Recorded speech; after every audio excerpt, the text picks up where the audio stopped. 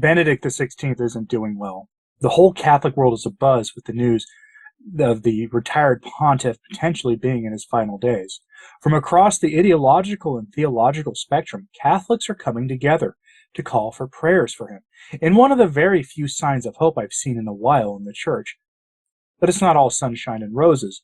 Opportunists and those with no sense of self-restraint have decided to hammer Benedict to make sure everyone knows his failings or their personal grievances with him and the things he's done in his life, some going so far as to predict where he'll end up after his judgment, which is pretty sinful and beyond presumptuous.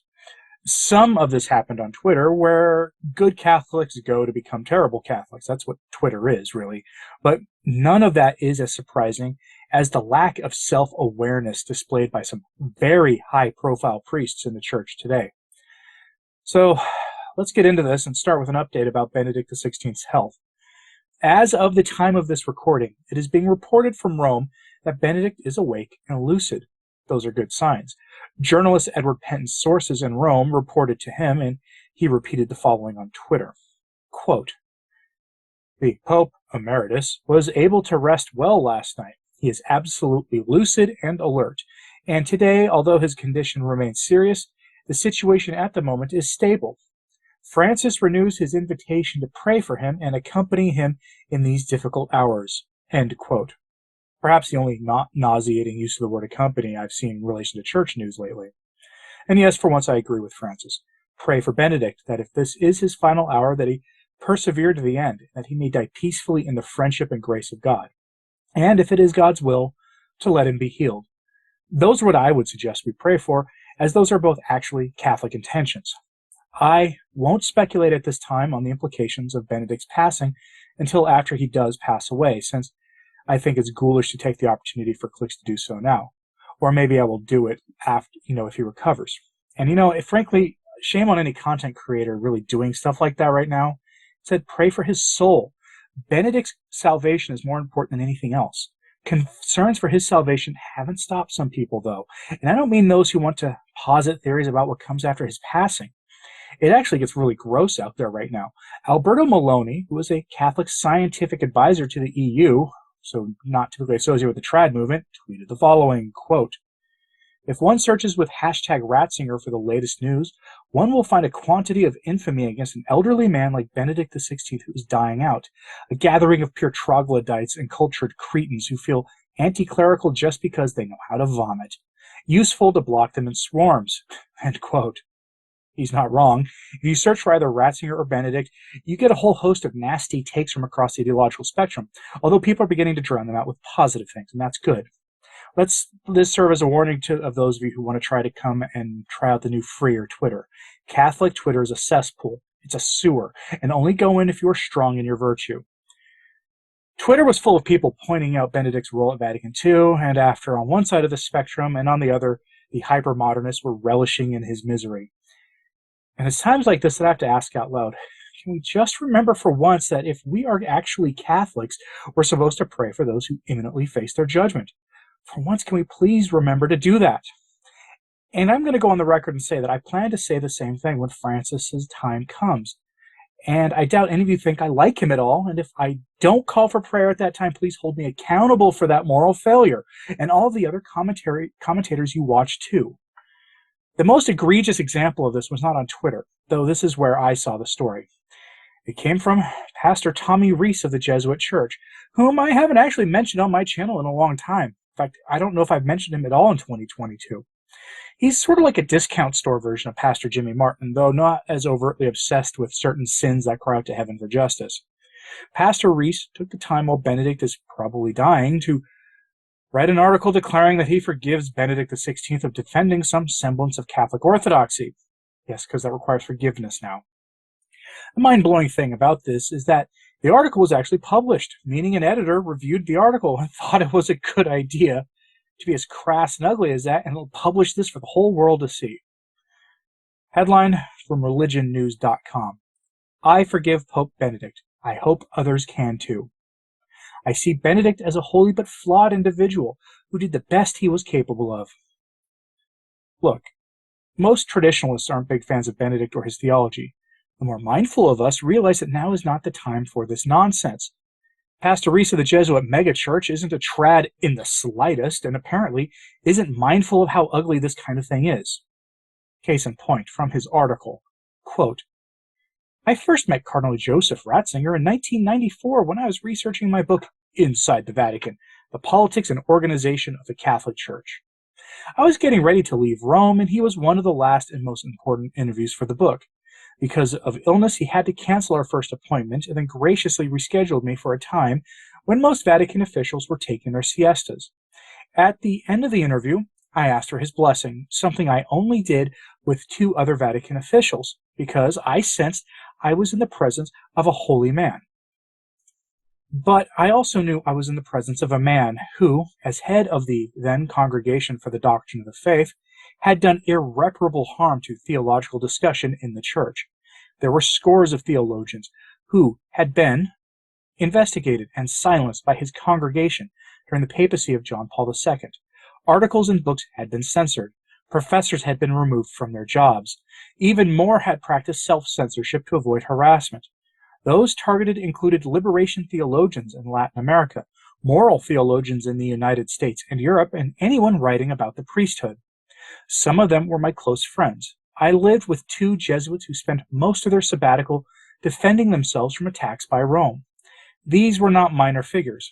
One, Michael Buckley, had worked as the chief staff person for the U.S. Bishops' Committee on Doctrine. The other, David Hollenbeck, had helped the bishops write their pastoral letter on the economy. Ratzinger's problem was that he treated theologians like they were his graduate students who needed correction and guidance. As a result, my last question to the cardinal was, granted the history of this congregation and the church in relation with certain theologians, I am thinking of some who were silenced before Vatican II and then were later acknowledged, do you ever worry that you may be ... He laughed and responded, well, every day we make an examination of conscience if we are doing good or not. But finally, only our Lord can judge. In short, you do the best you can. End quote. In other words, Pastor Reese of the Jesuit megachurch forgives Benedict for defending the integrity of Catholicism against heretics within the church who are pushing the envelope of modernism in the 1980s and 1990s.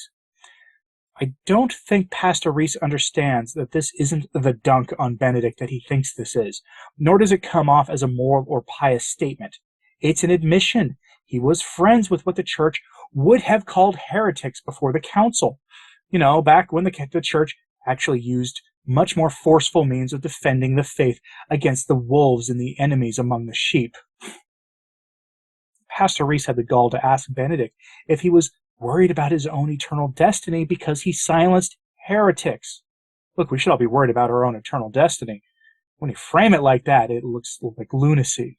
It's amazing to read, but it gets better, because Pastor Reese had his own troubles with Benedict later on that he recounts here.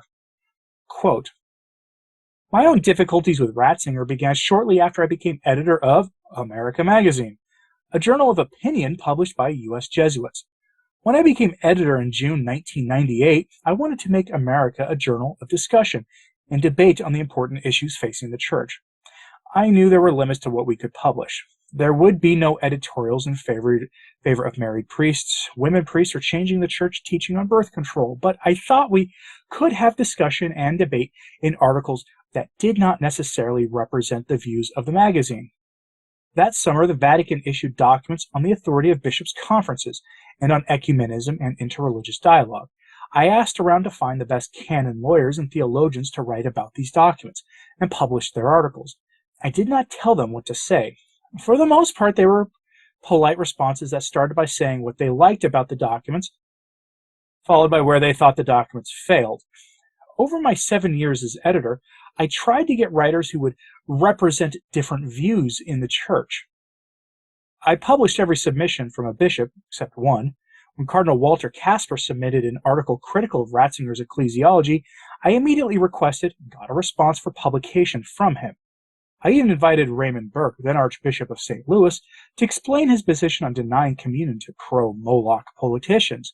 But I also published responses from prominent canon lawyer and the Catholic representative he had targeted. We also published numerous articles on the Ted McCarrick problem. Within a couple of years, Ratzinger, through the Jesuit Superior General in Rome, was signaling his unhappiness with the magazine. It became clear that in Rome's view, a Catholic journal of opinion should only express one opinion, the Vatican's. Every document and word from the Vatican should be greeted with uncritical enthusiasm. End quote.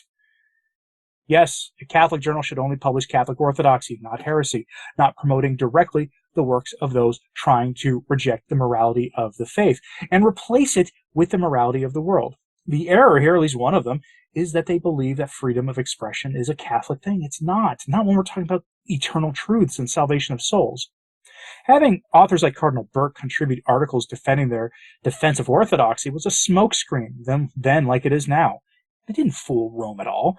They saw what was going on then, took steps not at all that different from Rome taking steps now against EWTN, except for one critical difference. Now, with EWTN, Rome is going after them because they are too Catholic for the apostates running the church these days. But Pastor Reese isn't done making a fool of himself quite yet. He obviously felt compelled to keep digging that hole he's dug for himself a bit deeper. Quote, conservative Catholic voices in the United States were also attacking the magazine for not being obedient to the Pope. Interestingly, many of these same voices are now criticizing Francis in a tone I would never have taken with anyone in the papacy. At one point, the Vatican wanted to impose a committee of bishops as censors for the magazine. Luckily, Cardinal Avery Dulles and others came to our defense, and the idea was tabled. The final nail in the coffin was a series of articles on the James Martin parody of the nuptial sacrament, starting with one strongly opposed to it by a philosophy professor from Catholic University of America.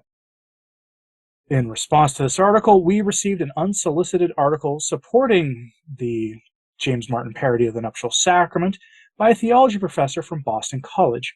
I knew this would be controversial, so I allowed the first author to respond to the response and thus have the last word. That was not good enough. Soon after, the word came from Ratzinger that Reese had to go. For various reasons, the message was not communicated to me until after he, meaning Ratzinger, was made Pope. I was not surprised when I heard. I had already concluded that it was time to go. Granted my history with Ratzinger, now that he was Pope, it was best for the Jesuits and the magazine that I bow out.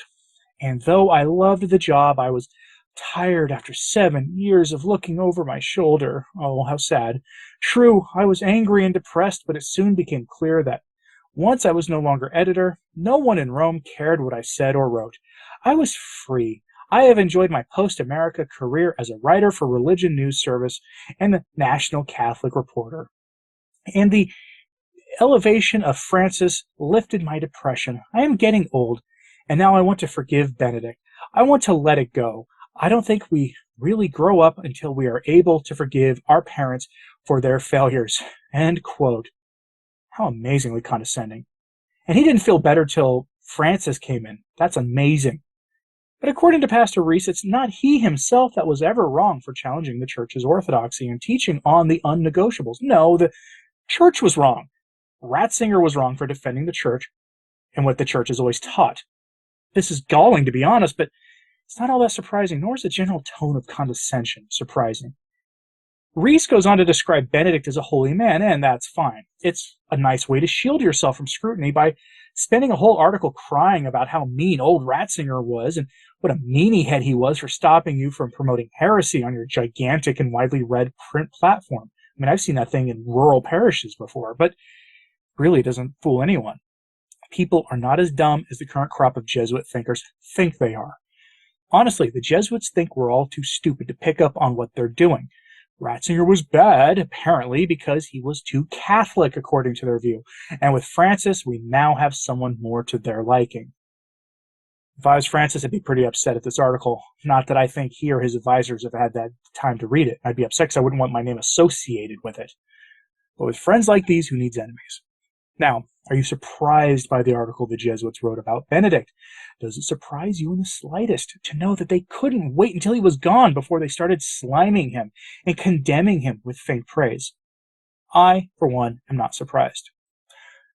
I will say that Pastor Jimmy Martin of the Jesuit Church has been much better about this on Twitter than Pastor Reese has. I'd show you some of his tweets, but it doesn't matter that much. Pastor Jimmy has asked for prayers for Benedict, and honestly, I appreciate that from him. He's much more sensible about these things than Reese is. And yes, I did just say something positive about Pastor Jimmy Martin, the Jesuit Church, so mark this one on the calendar, I guess. I must be getting soft in my old age. What do you think about this? Does this surprise you? Does it surprise you at all? Didn't surprise me. But let me know in the comments what you thought of this, please. And like and subscribe if you haven't. It really does help, as does sharing this on social media. That helps a ton as well. And I hope you have a good New Year's weekend.